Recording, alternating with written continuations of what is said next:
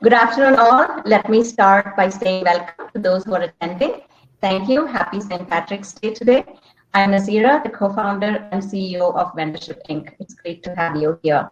Thank you and welcome. Thank you to our speakers who are joining us today, Madhu Chatterjee, Mike Echols, and Bob Wells. Thank you for your experience and your expertise. The topic today is Federal Contracting 101 Myths, Figures, and Facts. We hope that our discussion will contribute a meaningful discussion and a constructive discussion as well. We're happy to have with us here our team members from Vendorship Inc. Charlie, who is moderating on the back end. So if you see those polls and all the comments coming, say hi to Charlie. And then we have our other team members joining on the chat session as well, with Seema, Sabina, Susan, Asmina, and Remina from Vendorship team. Thank you. We'll have the flow of the program is we'll do a short introduction of our panelists, and we'll do a warm-up question and then get to the real part, the core of the discussion, federal contracting. Yeah. So our first panelist, Mike Echols, who is joining us from DC. Mike, thank you for joining us. You are a senior cybersecurity executive and a critical infrastructure protection strategist, working with senior corporate leaders and government officials to make the nation more resilient. Much needed, Mike. We are hearing all these horror stories, and I'm sure you've heard about the ransomware and all that's happened in the city of Atlanta and many more that's happening across. So you are creating a revolution, actually. You're leading the revolution to support information sharing and analysis organization. ISAO meets CMMC requirements as well and expand cybersecurity domain control for national health and transportation sectors. So previously you managed cyber resiliency programs, Mike, for the Department of Homeland Security while assisting in the advancement of national risk reduction practices. Much needed, Mike. And thank you for your time all the way from DC. Thank you for joining us. We have Bob Wells, who is founder and CEO of Enterprise Inpatient Planning Services. Bob, thank you so much for joining. You it's a consulting practice helping organizations expand and grow commercial healthcare and public health IT markets. So over 35 years of experience in designing, building, and implementing healthcare IT solutions, as well as running various commercial healthcare IT companies as well. So your prior experience, Bob, includes your work with CGI, and I guess that's how we got introduced. And then with Vizient and a VP position with Merge Healthcare's teleradiology outpatient practice to reduce backlogs and improve radiologists' productivity. So thank you, Bob, for joining us. There's so much to ask. I don't even know if we'll have enough time, but I want to rush through it because I'm so interested. Even I want to learn so much from both of you. And of course, we have one of our own, Madhu Chatterjee, who joined Vendorship Inc. Early last year and is the director for documentation specialist. She's also a documentation specialist and documentation management director. And she has master's in public health from Georgia State University and has also worked at Fulton County Health and Wellness as an intern. And she joins our team with wealth of experience in academic research, public works environment, data management, and documentation processes. So thank you and welcome, Madhu. Thank you. The question I have for all of you is, I'd like to start with Mike. Mike, tell us a lesson or a skill that you learned during the COVID-19 or the lockdown period. So I knew that there was an opportunity in every crisis, but I really started to understand that. I think hearing some of the stories of what some small businesses are going through, it also made me understand that most people don't get that concept. So we had a pandemic, which meant that there was a stand-up of a national response, which means that there's a federal opportunity, but then at the state level, public health departments were forced to activate, and they were forced to put electronic systems online, IT systems. There's a project management piece. There is a legal piece. And then there is a coordination piece. And so one of the things that became very clear from some of the very good small businesses that I know is that everybody doesn't understand that within every crisis, there's actually a lot of business opportunity. There definitely is, and we've seen that. In fact, we grew tremendously as well last year in our company, and I think several factors played in. But I can tell you this: that we all work remotely, and we still do work remotely. That helps us women to be able to perform as much rather than going to the workspace. So thank you, Mike, for your response. Bob, how about you? Yeah. My experience has been, and what I've learned is that, traditionally I came from the environment where I promoted telecommuting part-time to begin with. It always created a great culture for team members and employees and coworkers, but it was never, full blown. But due to the pandemic, you just had to rethink things differently. And the key lesson I learned was to over communicate and to continually connect with people, because it's just so isolating, to be at home, not knowing kind of what's going on. And when you're so accustomed to working as a team of people with various disciplines and kind of brainstorming, thinking about it, you've got to constantly kind of connect and just talk to people, see what's going on, over communicate what's happening, making sure everyone's on the same page. So it's a lot more effort to put into it, but it really pays off in the long run. And I've really learned that people appreciate telecommuting, but they also really appreciate getting together in person in an office and teamwork. Mm-hmm. And I know that's something that a lot of people are looking forward to getting back to, or at least some hybrid if they haven't already been telecommuting, to both working at home as well as meeting with their colleagues and working and solving various problems. Perfect. Of course, over communicating is important, especially when the new stage was set for remote working. So thank you, Bob, for that answer. I also want to let you know we are, Madhu, myself, and Bob are from Metro Atlanta. It is raining here, so if there are any technical glitches and issues, please bear with us. We'll try to get it fixed and get back on again. So, Madhu, how about you? So yeah, I think I agree with both Mike and Bob to a large extent about this telecommuting in the last 1 year.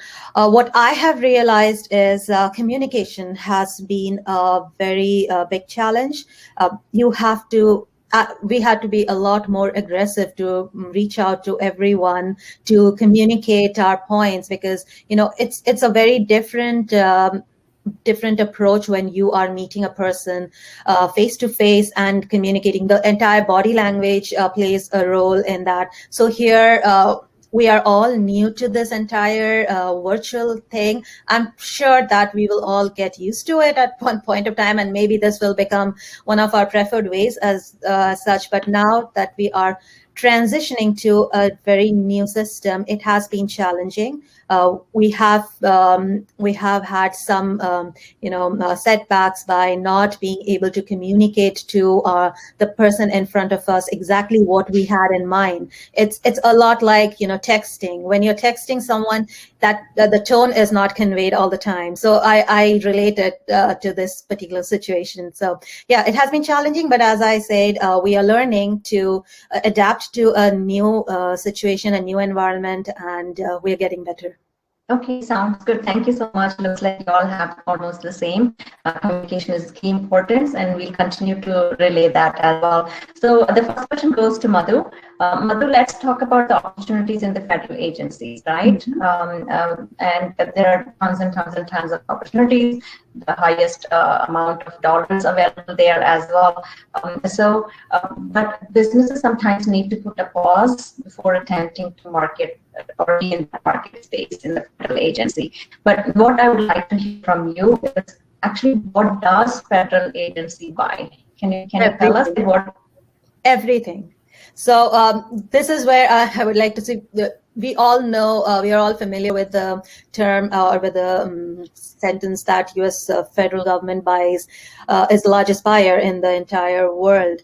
And that is true. And it includes all kinds of products, all kinds of services. So the federal agencies this is such a wide range of goods and services that they are buying for the states, for the local entities, for themselves as well. So I cannot really tell what exactly they're buying. But just to answer your question, you can see the federal agencies buying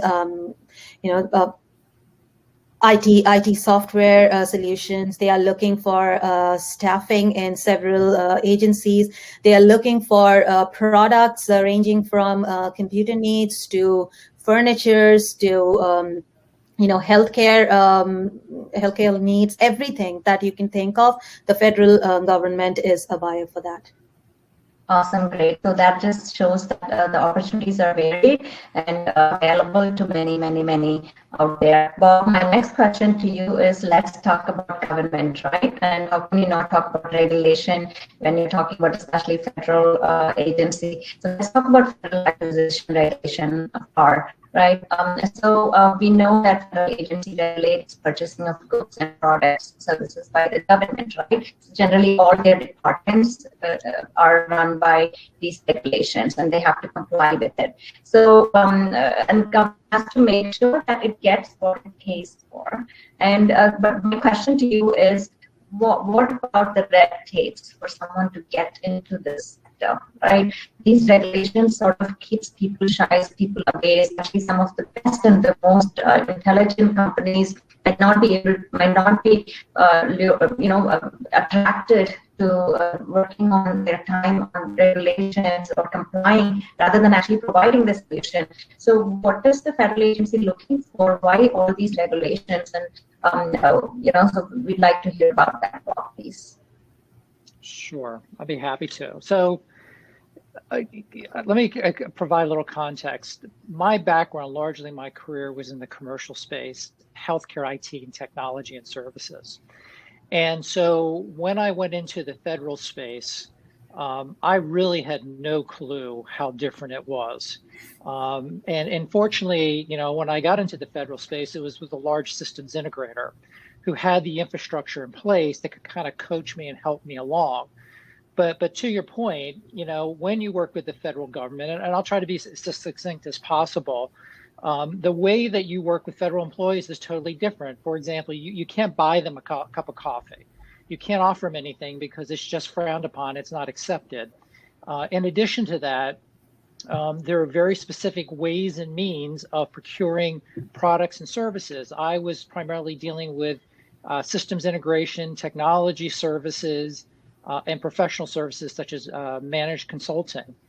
And as a result of that, the government acquires services and solutions through various types of vehicles versus in the commercial world, you just go out there, where in the government, they have various types of vehicles that you need to be on to be able to have them to acquire through you.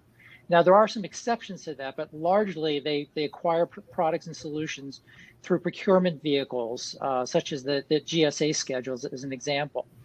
And then what happens is there's a lot of reporting in terms of your business, its capabilities, its finances, your credibility, your references, because the government is very risk adverse, and understandably so. They're making big expenses, the material expenses, they're material to our country and services provided. And so they want to make sure that you have the capabilities in place and that you've proven that you can do that. And so as a result, there are a variety of regulations that you have to go through in terms of the way you work with the government, the way you prove your business, and the way you go about acquiring business. And then also there are lots of checks and balances in place to make sure that there isn't favoritism towards someone who knows you, and that it's on a level playing field, and they're fairly treating small businesses as well as large companies and mid-sized companies. And I'll just kind of leave it at that for now. Very well said, Bob, and we're going to go discuss that in deep diving as we move to the next questions. But the points are well taken, and now we know why the red tape, because they want to make sure they are not showing preferential treatment for anyone, and the playing field is level for everyone. So that sounds good. Mike, let's go to the federal budgeting, right, for 2021, which is 4.829 trillion, total one. And then they have $53.36 billion towards IT budget and we have 9.8 billion towards cybersecurity activities, and we already emphasized the importance of why, especially in this era, these dollars are needed in some of these. My question to you is, and as Bob and Madhu already put it, almost 90% of small businesses have significant barriers to selling to the government, right? For various reasons. They don't have the resources, or they don't have the capacity, or they don't understand just the complexity of it. My question to you is, what contracting trends should vendors be mindful of moving into 2021? We're already into 2021, especially regarding technology.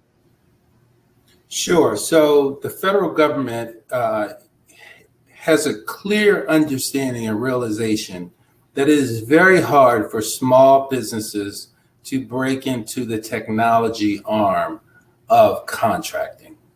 The competition is exactly what Bob said. You have mature companies, they have the infrastructure in place, and they can provide pricing, and they can promise things that small businesses can't. And so a lot of the technical programs that are coming out are there to help small businesses, whether they're the 8A certification or some of the other things that SBA offers.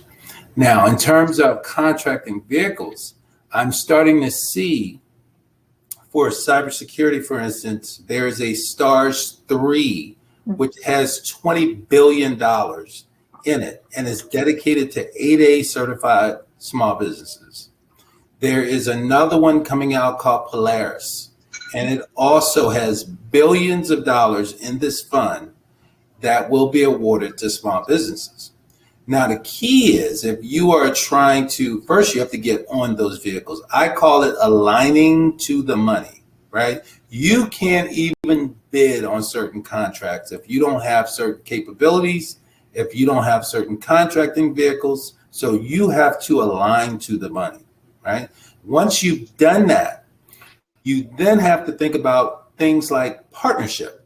What part of this work can I, not only can I do, because in some cases you may be able to do all of the work, but what part of this work do I need to find a partner for who has a background that combined with my background will be attractive to a contracting officer or a program manager, right? Because as Bob says, they're risk adverse, right?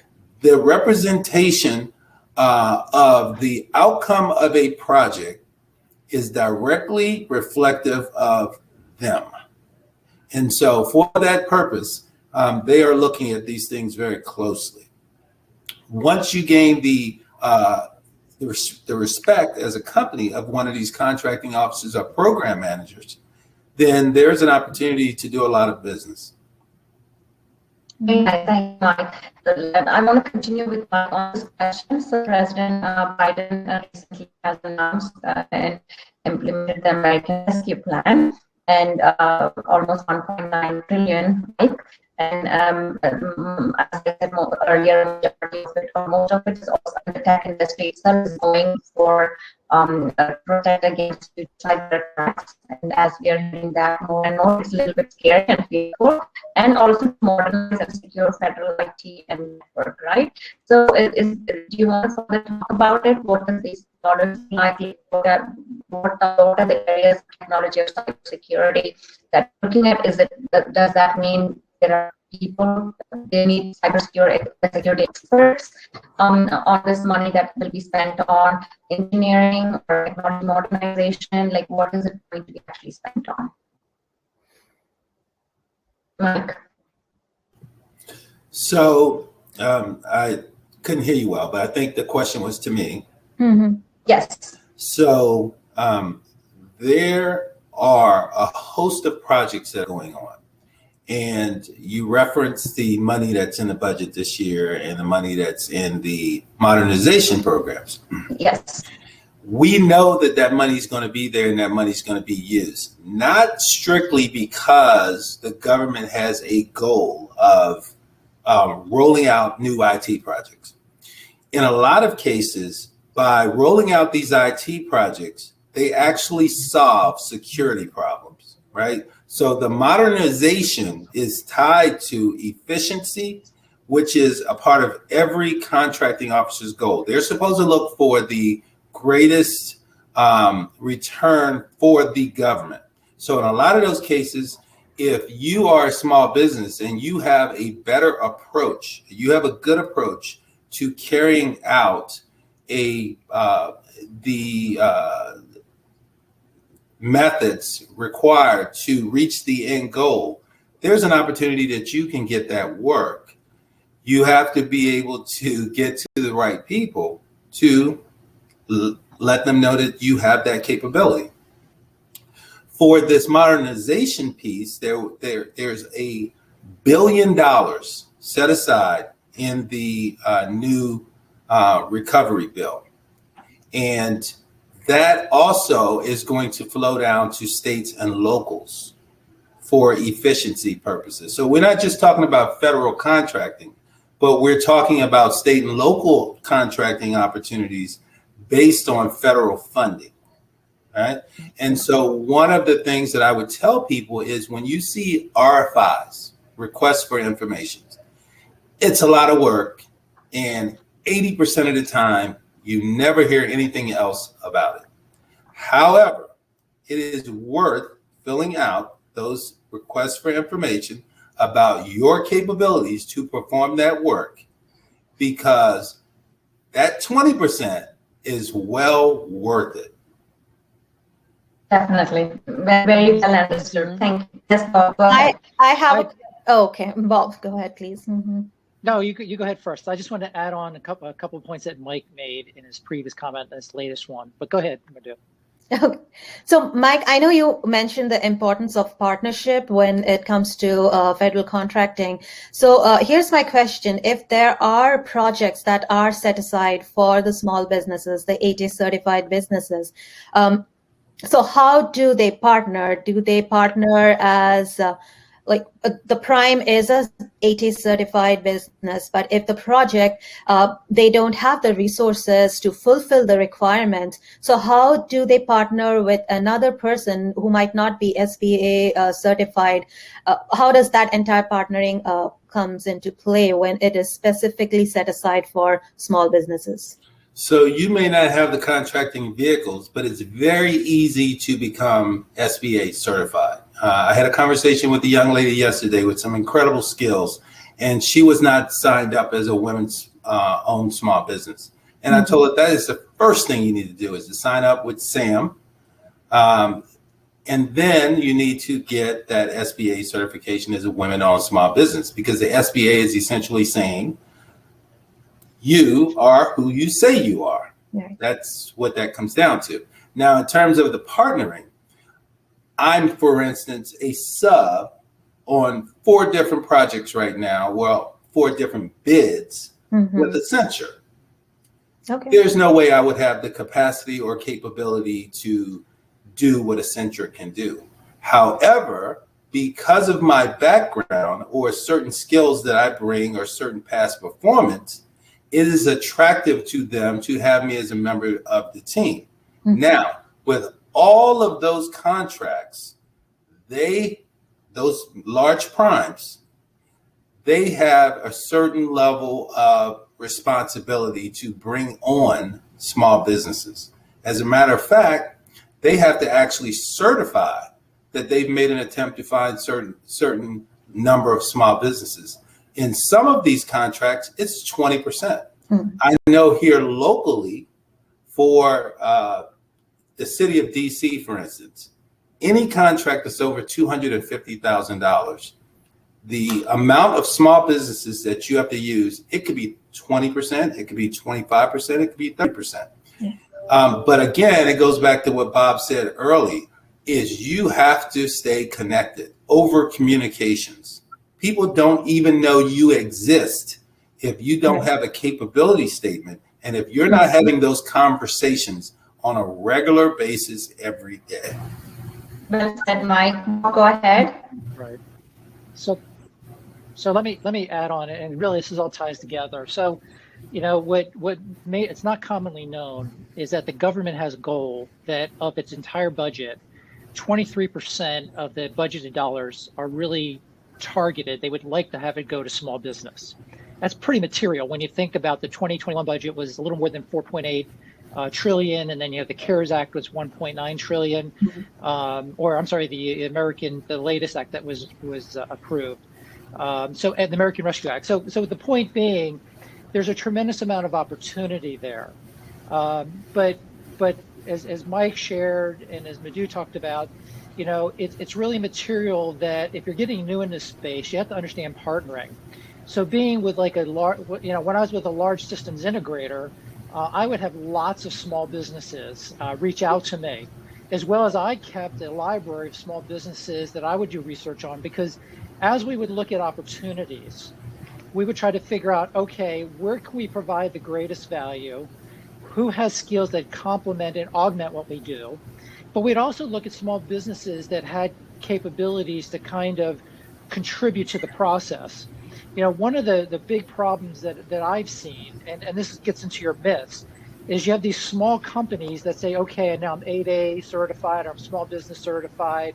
This work should just come to me because it's going to help the government meet the requirements. That's not true. That doesn't work that way. To Mike's point, you got to know the people, you got to build credibility. It takes time, it takes investment. And one of the good ways of doing that as well is to start working with large companies, either subbing to them and getting a piece of business that augments and complements their capabilities, like Mike talks about his business, or there's times where I've had the federal agent come to me and say, we really like your solution for this approach to this technology, but we want to award it to a small business. So make some recommendations of small businesses that you can work with, and we would do that and obviously compete for it. We'd win the business. And then the other thing the government liked is the fact that you had a large behind a small business, because there's a lot of complexity in the reporting, in the tracking, in meeting all the compliance requirements. And small businesses just aren't equipped to deal with that, and a lot of them don't have experience doing that. So the government feels better when you have a big company behind you, that you really understand how to support them through this process to make sure they're successful and the government's successful in what they're getting. Sure. So Bob, let me ask this question to you. So is it safe to say that federal agency will always be there, which even during the times of recession, compared to the typical commercial work, which might decline even during COVID-19, we saw that happening. So is it safe to say that regardless of economic times, government agencies are always going to offer work or buy services? The answer is yes, but I also want to qualify something. This was part of my learnings. When you have government shutdowns, funding stops.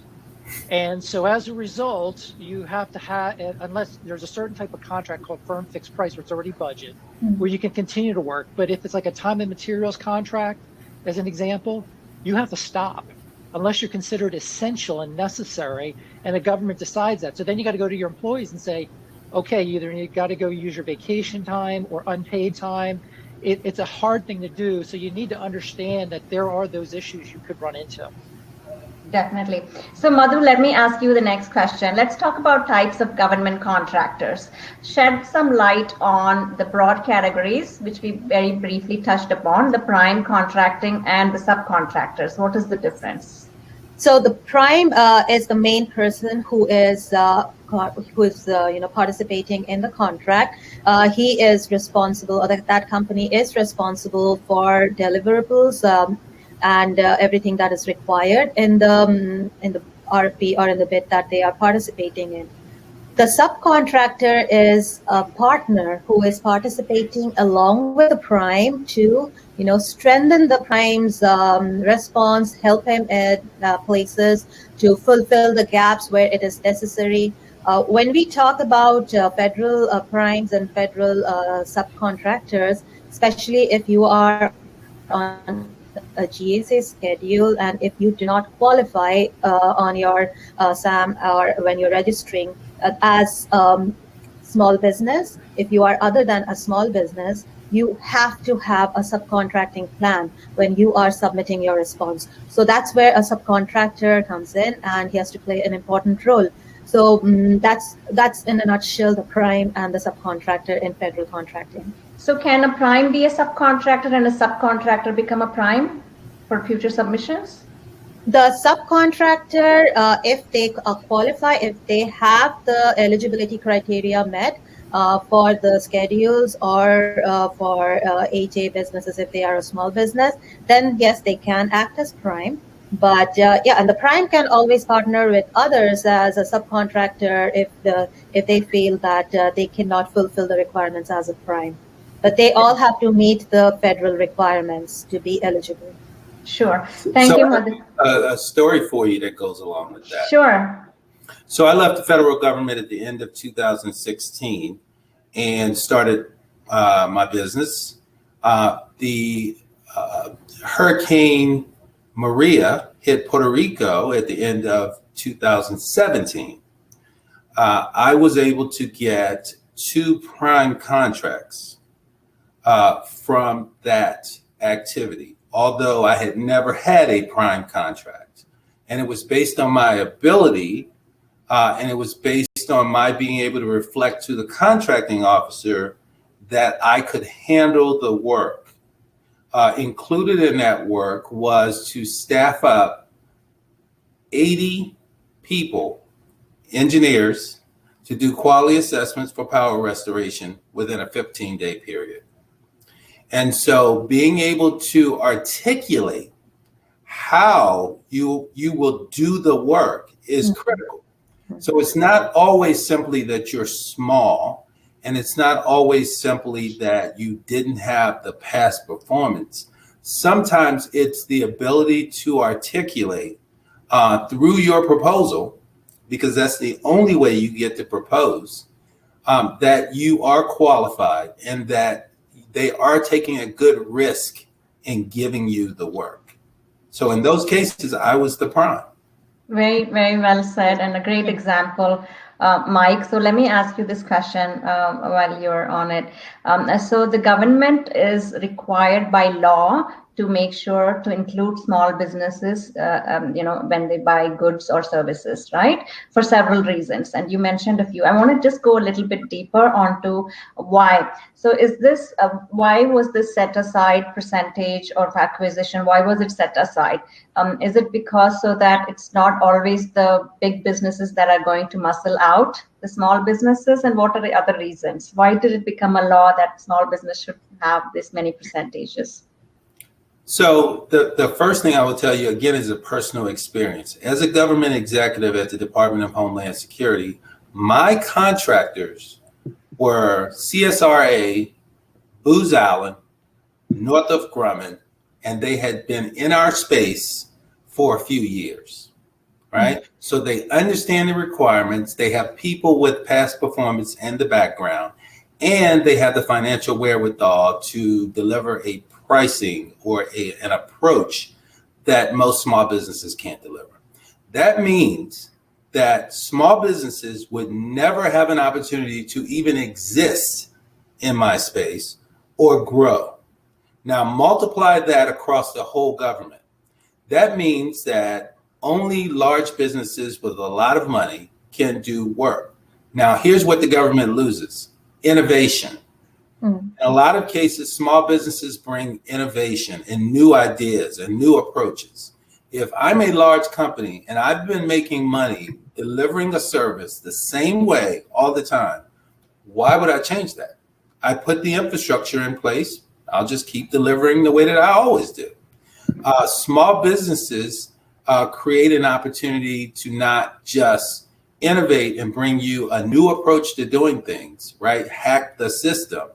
But they also present an opportunity to grow new businesses. And small businesses are the engine of this country. Most people don't know that most of the businesses in this country are small businesses. And if the small businesses were ever to have a really bad run, like a lot of them are right now, it hurts the economy. So it's a national security thing. Definitely. So, Mike, when you did contract with the big companies, did you ever notice that they were only subcontracting with their known friends as small businesses? And so again, you're delineating the innovation because you're bringing the same more friends. So what we started to do was when we would put out a large contract, we would have a big and we would have a small. We would break out a piece of the work so that it did not have to fall under the prime or the large contractor. That requirement for them to use small businesses was still there, but there was also a piece of the contract that allowed for small businesses to bid against each other. Now, what I will tell you is this, going back to this thing we talked about, partnering. In a lot of cases, the most effective small businesses, like Bob said, were the ones who had a large business as their, what they call, reach back. Mm-hmm. Yes, definitely. Go ahead, Bob. Nazira, also, since we're talking about small businesses and going after work, one of the other key lessons they really need to learn and understand is how important strategy is in going after work. As Mike mentioned, I think Madhu said, is that you got to cultivate a relationship. They need to know who you are. You know, if you just go after a request for a proposal and respond, they're not going to know who you are. So the probability of you winning is extremely low, highly unlikely, unless no one else bid on it, as an example. But there's a certain strategic aspect of it as well. You've got to understand the type of work that you're going after and making sure it doesn't disqualify you from bigger work. You know, one of the biggest things that I learned, and I help other small businesses learn, is that as you go after government contracts, sometimes the things you go after can preclude you due to a conflict of interest of going after bigger work. So you really need to be very thoughtful in understanding what kind of work am I doing, and what does this mean in terms of the agency or the area I'm trying to build a business and serve, and does that prevent me from getting into bigger and much more higher growth opportunities?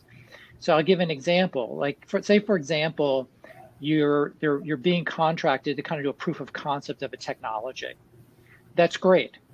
But then when they go out with a larger solicitation, if they like the proof of concept, you can't bid on it because you have inside information. You're conflicted out. And so other companies can go after it, but you're precluded from the larger work.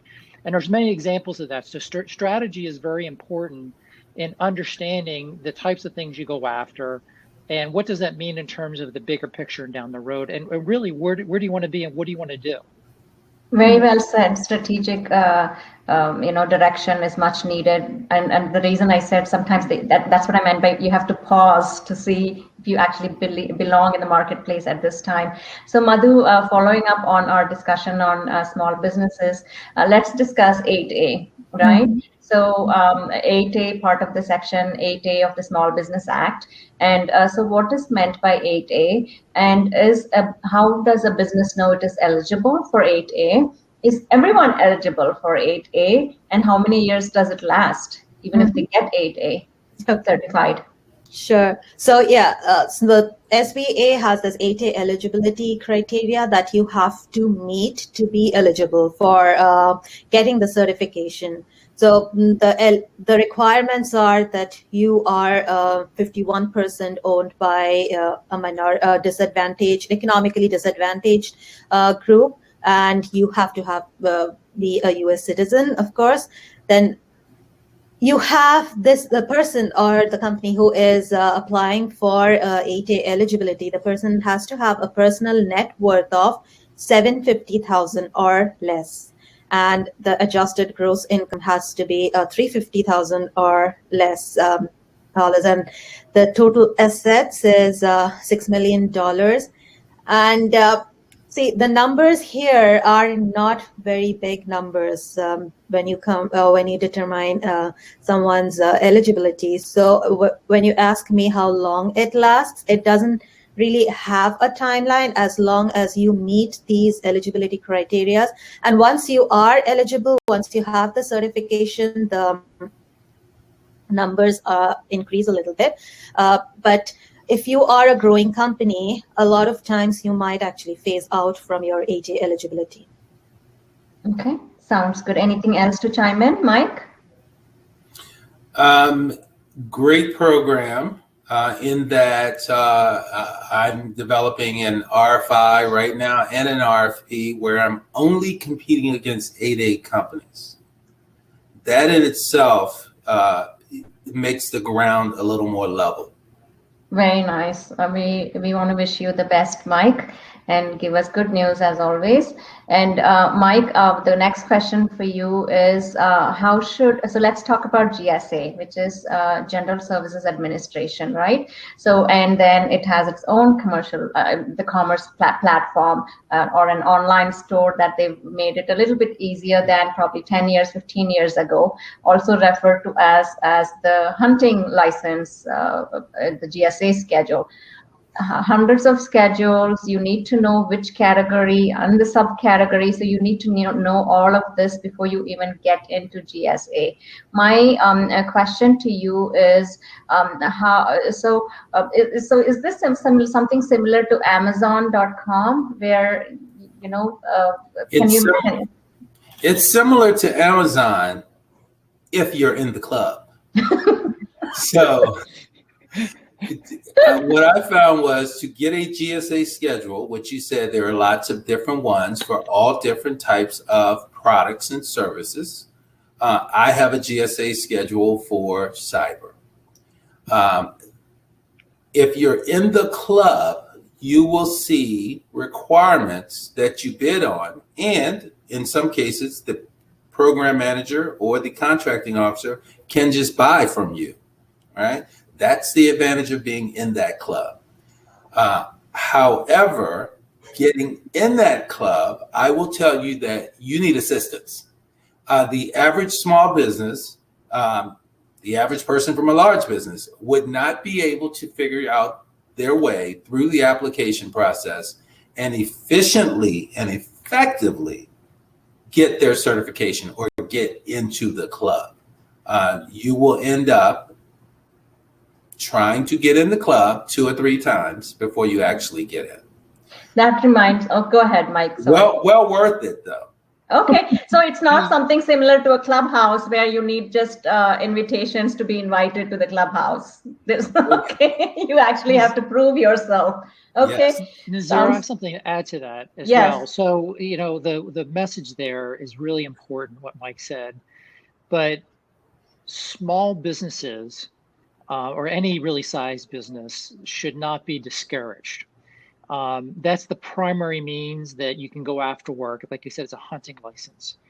But there's also what I've experienced is that there are agencies or organizations within agencies that'll create what they call a blanket purchase agreement. So they'll have a very specific objective, and they'll compete the BPA where you don't need to be on the vehicle, but you need to know the people and they need to know you, where you can go after the BPA. And then once you get on the BPA, it's like a hunting license, very limited. And then you can go after the task orders on that BPA. Another example that's diminishing, but I still see it occasionally, is what they call an IDIQ, which is indefinite delivery, indefinite quantity. And it's just similar to like a GSA schedule or BPA, where it's a vehicle that has budgeted dollars, you compete to get on it. And once you're on it, you're part of the club. But even if you didn't get on the GSA schedule, it's possible to compete to get onto a BPA or an IDIQ. But that's all about cultivating relationships, getting to know people, building credibility, demonstrating your capabilities. Definitely. And I've seen most recently where a lot of small businesses will say they're not seeing contract opportunities, RFIs, RFPs, RFQs, on FedBiz Ops, FBO, the main place that you find contracts. And what happens is some of these vehicles that we're talking about, they're only reflected on GSA in their different website. Definitely. And so that's important to know that. Definitely. So now that we're talking about GSA, Madhu, can you tell us how does a business who are either listening or will be listening to us later know if they come to you and say, hey, can you help us get on GSA 70 schedule if they're an IT solution provider? What is that you ask them to see if they're eligible? Absolutely. The very first question that we would ask that company is how long they have been in business. So they have to have at least 2 years experience, and then you have to show a substantial track record that you have done well in this line of business, and you have to have a good financial record. And by saying good financial record, I'm saying that you have to show that your company is credible. But 2 years in business is the base requirement. Okay, and we've also heard about who have GSA schedule having come off of it or have been rejected. Can we talk about the reasons why some businesses are rejected from getting GSA schedule, or they're on it and they didn't produce a certain amount of profit within the 2 years, and then they are rejected after that, even after winning? So when you are applying for the GSA schedule, you're filling out an extensive form, so extensive paperwork, and like Mike mentioned, it's not that easy. It takes up a lot of your time and energy. So when you are putting in those information, you are also asked like what is the minimum amount of business that you'll be providing in the next year or so. And every year that contract will be renewed. So if you do not, and you are agreeing to that, you are also agreeing to the marketing policies that you're going to adopt, how you're going to sell your company where once you are GSA certified. So when you are unable to fulfill the clauses that you have agreed upon while signing up for GSA, that's when you will be disqualified. If you cannot meet the numbers, the amount that you had signed upon for the GSA, say for example, GSA 70 contract, then that's when the federal agency will come back to you and say that you did not fulfill, so you will be disqualified. And that is made aware while you are filling in the information. It is mentioned that if you do not meet these clauses, you will be disqualified from your certification. Okay, good to know. So now the question is, Madhu, before we go into the Mythbusters, the question to you is, now that we've talked, it's complex process, extensive paperwork, someone with the knowledge is needed to help you out. I think Mike also mentioned that. Is it wise for companies to do this work themselves? No. Mm-hmm. If you ask me if it's wise, then I would say no. So see, there's nothing that you cannot do yourself. Obviously, we can all do everything ourselves, but why do we choose to take assistance? When we are filing our taxes, you can do it yourself, but we seek assistance from an expert to make things easier, to make it efficient.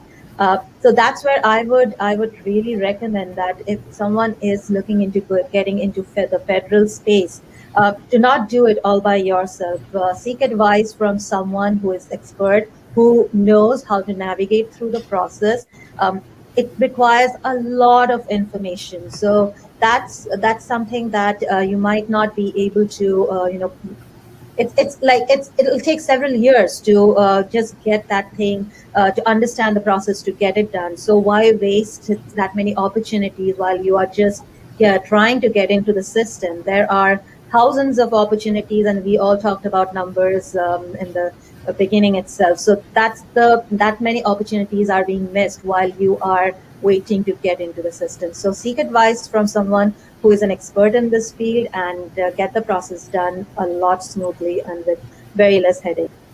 How has your experience been, Madhu, in helping clients out? Do you see a difference between an experienced client and completely a small business getting into this process? Definitely. So, see, when it's a very new company, very small business, it's a one-man show. They have to get things done themselves. It's not like they have a huge resource, a team of people helping with say criteria A, criteria B, and then of course that takes a long time to put all of those information together. And then there's this big company who has experience, who has a very good track record. You ask them for documents, those documents come in within a week or so. So they are a lot more efficient just because they have the resources to help them with. So definitely, if you are very new into the system, we highly recommend that get used to, get some experience, and then get into the federal system. Okay, sounds good. So we want to go into, thank you, Madhu. So Mike and Bob and Madhu, we want to go into the Mythbusters. I have like 10 statements. And then what I want you all to do is, if it is true, thumbs up. If it is false, or if it is no, thumbs down. And if it is maybe, thumbs in between. Okay. My first question. A protest is something to be avoided at all costs, even if it means the government limits conversation with the industry. And a protest can be anything. Yeah. To be avoided at all costs. Oh my gosh, that's so sad. Mike, why so? I filed a protest. I filed a protest. I submitted a price that I thought would be potentially undercut. However, let's just say that the winning bid was 20% of my bid. And that's when I knew I needed to file a protest, because I understand this industry a little bit. Oh, good. Yeah, so protests, you should be open to doing that when you need to do it. And you didn't feel fearful they're going to retaliate or anything, like you They didn't give me the contract anyway. Why should I be fearful? Good point, right? Okay. So the next myth is the contracting officer really isn't our customer. The program people are. Okay. So we can act however we want with the contracting officer. It doesn't matter. No, it's important. It's important. Their decision, they can veto you, and I've experienced it personally, where the program wanted you, but we had a competitor who underbid us like materially because they wanted to basically buy the business, and the contracting officer stepped in and said, "Look, unless the program said unless you can really give me something material of why they can't do the work, we're going to have to give it to this much lower bid company," and it was a type of contract called best value. And it wasn't lowest price; it was best value. But we lost the business because of that reason. So it's important to have a relationship with the contracting officer to know who you are, in addition to the program, because they're both decision makers and they're both key. Right. Agreed. That contracting officer, having been on the federal side, in some cases is listed as a selecting officer. Oh. So even when the program people read through the proposals and they make their selection, they often make a selection of the score for the number 1, the score for the number 2, and the score for the number 3. And if the selecting officer has a reason, they can pick the number 2. Right. Oh, okay. Sounds good. So it's like he's like a gatekeeper. That's he either opens the door or closes the door for you. Oh, good to know. Thank you. Is that fair? I just have that question. Is that fair? That's, there you go. You just have to. It's the rules you have to operate under. Yeah. That's right. Yes. So the next myth is the government does not pay, or it takes forever to get paid. Yeah, that's false. That's false. False. Yeah. Yes. Yeah. So we can boldly argue with someone who says, "Oh my gosh, they're such slow payers," or okay, sounds good to know. So it's a myth that you guys busted. Thank you. So the next thing is it will be impossible to make any money. That's false. False. Yeah. So it is possible to make money through federal contracting. Good. You're busting so many myths now. Tomorrow, I can bet you 10 people are signing up into federal agency. Okay. The lower bidder wins anyway. False. No. Okay. So being in the government database is all I have to do. No. So what is the extra thing that they have to do, Mike? So this question actually ties into your last 3 or 4. Right. Is that once you get on these vehicles and once you're in the game, once you're in the club, that's when the work actually starts. There are no business owners that work 40 hours per week unless they are of some big company. The small business owners are working 7 days a week. And part of that is the connectivity It's the marketing. It's a constant refining of your image of your company and your capabilities. Okay, the big guys don't succeed all the time. That's true. True, yeah. Thumbs up. Okay, sounds good. Sounds good. Okay, so this is a good one. Meeting a CIO at some photo op event will lead to preferential treatment. Madhu? See, again, that's how you are bringing yourself to the forefront. I'm not saying you have to bribe the CIO. You're just meeting him at the photo op and just telling that person about you and your company. Why not? Why should you miss an opportunity? And this is where the large company comes in and as a reference maybe in the future. So I would say yes to some extent. So my issue was with the word preferential treatment, because those other smaller businesses that didn't go to the photo op and don't have the opportunity, it's not because they couldn't get the opportunity. Right. They're very careful about that term preferential, because that really borders on illegal. Right. And so, the point is that when you meet them, at least they know who you are. They know your organization. Which is a good thing. That's part of marketing. You got to have them know who you are, know your brand, and learn about your capabilities. The other thing that I've learned is a lot of times the CIO is not the decision maker. It's at the front. It's at the front end level of the program, and even though the CIO may know who you are, they really have little to no influence, and they intentionally, at least in my experience, they intentionally distance themselves. Definitely, yes, and we've seen that especially in the city. The Metro Atlanta area, about some of the things that happened. So Mike, I mean, all three of you, this is the final myth buster. The question is that we can treat the government customers the same way we treat our commercial customers. Yeah. You can't take them out for lunches. Can't even buy them a coffee. Exactly. True. It's very hard to build relationship then, Mike and Bob. It's just phone calls then. Over communicating, I guess. Yeah? Okay, sounds good. Thank you for praising the contract officer. So yes. I think you have to keep that person in good books. That's something I learned today. Okay. Right. Definitely. So Mike, let's talk about, thank you for busting those myths and getting some facts straight out. So what you've shown is there are opportunities. You just have to strategize, and you have to be in the right place, making sure that you are with the right category, and you're able to make some profits out of that as well. So let's also discuss COVID-19, right?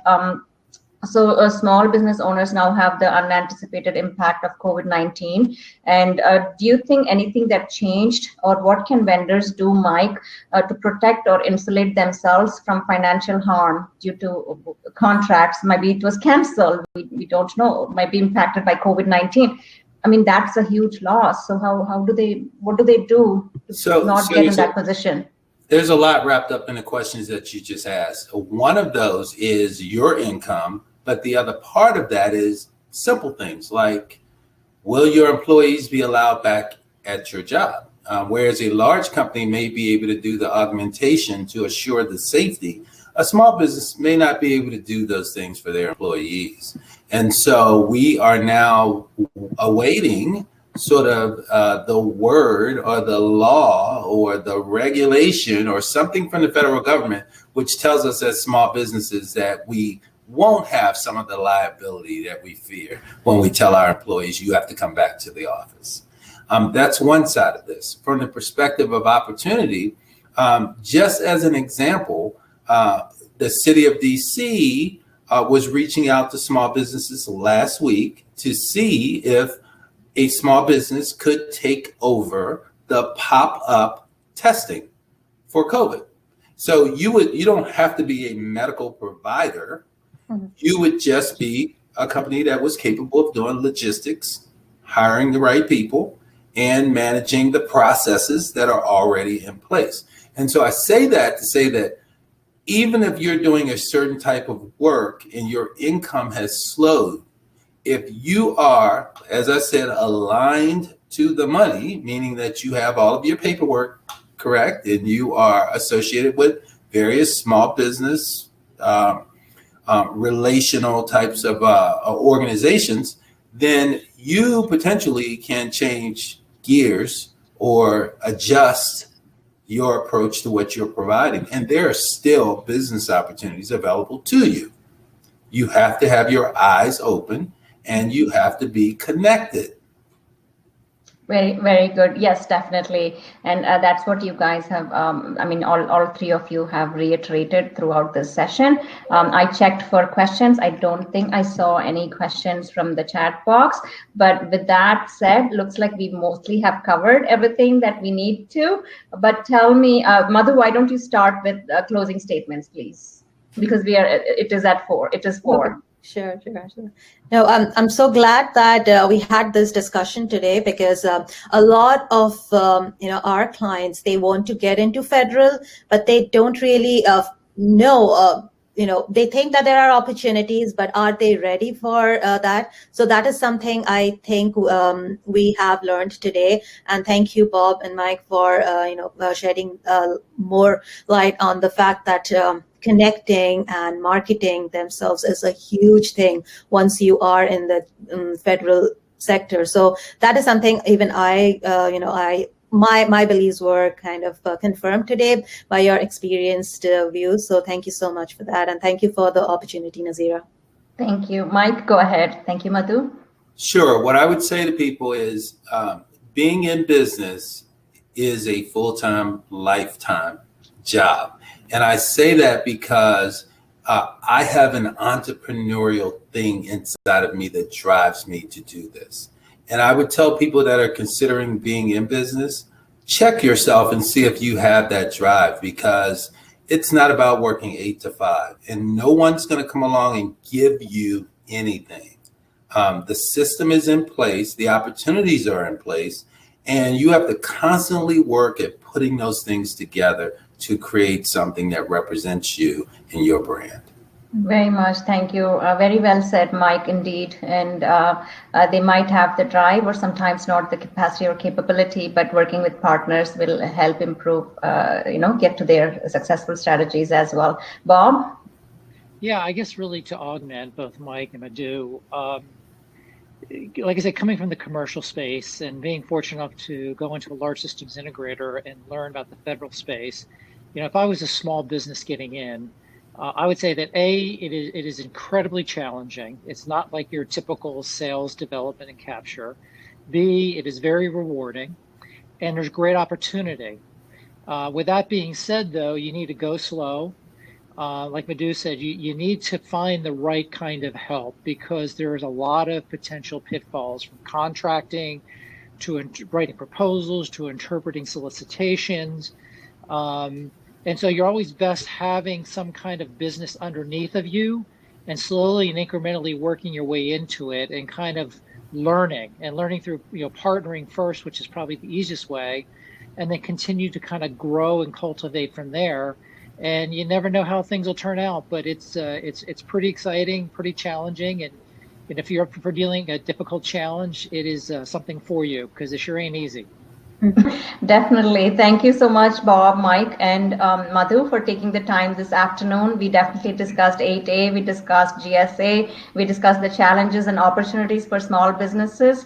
And definitely, is it a thumbs up that those who are qualified or are qualifying should head into the federal agency? That's what I hear from all the panelists. So we wish you all the best in this agency. Mike, all the best with your proposals, and Bob, all the best with your endeavors as well, and Madhu, all the best with dealing with with clients who are interested in getting these certifications. And thank you to Vendorship and the team who's sponsoring this event. We do monthly webinar on several topics, and Vendorship makes government contracting easy. I wanted to make sure I mentioned that, otherwise our marketing person won't be so happy that I didn't talk about it. But thank you again all for listening in, and reach out to us. Mike and Bob, please do keep in touch with our team. Thank you so much. Thank you so much. Yeah, take care. Stay safe. Enjoyed it. Bye-bye. Bye-bye. Bye.